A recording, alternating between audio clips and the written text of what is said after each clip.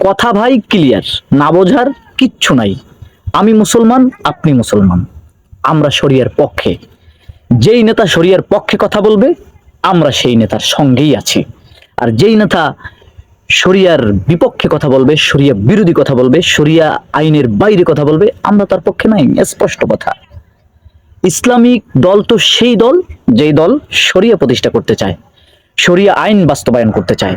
শরিয়া আইন তো সেই আইন যেই আইন ইসলাম নির্ধারণ করে দেয়। ইসলাম ভিত্তিক আইনকেই মূলত শরিয়া আইন বলে।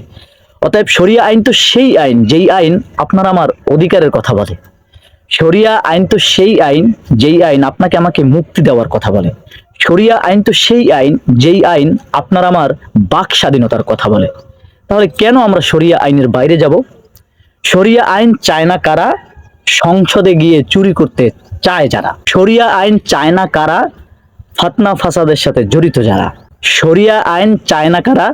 কোনো না কোনো ষড়যন্ত্রের সাথে লিপ্ত যারা। অতএব আপনাকে আমাকে শরিয়ার পক্ষে থাকতে হবে। লম্বা টুপি, লম্বা দাড়ি, লম্বা জামা দেখে ইসলাম নির্ধারণ করা যায় না।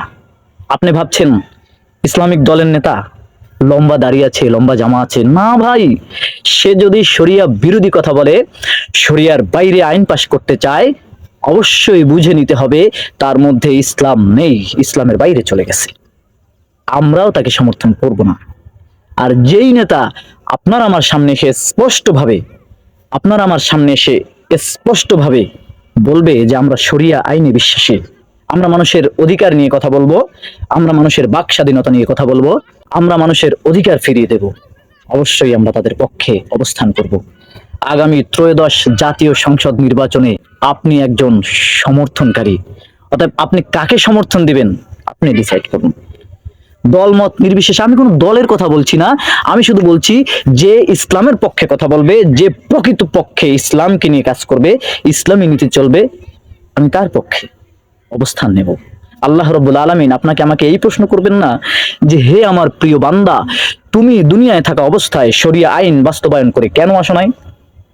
কিন্তু এই প্রশ্ন আল্লাহ রাব্বুল আলামিন অবশ্যই করবে যে হে বান্দা, তুমি কি দুনিয়ায় থাকা অবস্থায় শরিয়া আইন বাস্তবায়ন করতে চেয়েছিল যারা, তাদের পক্ষে কাজ করেছিলে? তুমি কি শরিয়া আইন বাস্তবায়ন করতে চেয়েছিলে, চেষ্টা করেছিলে? এই প্রশ্ন আল্লাহ রাব্বুল আলামিন অবশ্যই করবে। অতএব আপনাকে আমাকে শরিয়া আইনের পক্ষে যারা, তাদের পক্ষে অবস্থান নিতে হবে।